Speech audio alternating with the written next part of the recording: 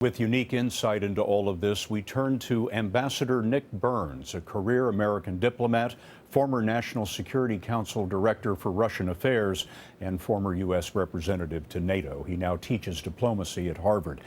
Mr. Ambassador, what are the stakes in what we've seen today? Well, it's been a consequential day, Scott. We haven't had a NATO member shoot down a Soviet or Russian aircraft since 1952.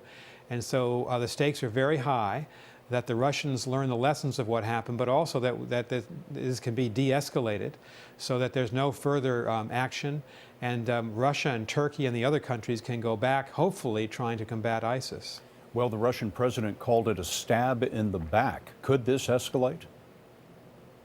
It could escalate. I think the United States and President Obama are going to work very hard to see that it doesn't. But there's an important principle at stake here, Scott.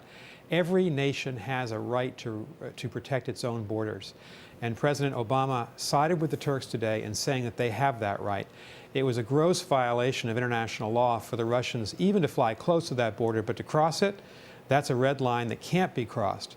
And so I think the lesson here for the Russians has to be they're fairly isolated right now. They don't have many friends in the Middle East. They say that they want to attack and defeat ISIS, but they're not really fighting ISIS. You know, the Turks fired on this aircraft after it had been in their airspace for only about 30 seconds or so, we're told. Why do you think the Turks would make a point of shooting this airplane down? I think because there's a history here. The Russians have violated Turkish airspace several times since the Russians began air operations in Syria 2 months ago. And the Turks have warned the Russians publicly and privately that there's going to be a response at some point. The Russians may have thought that the Turks weren't serious, but they found out today that they were. It's a tragedy. It's not something, obviously, that the United States wants to see happen, but the Turks do have a right to protect that border.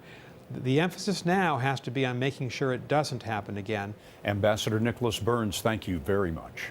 Thank you.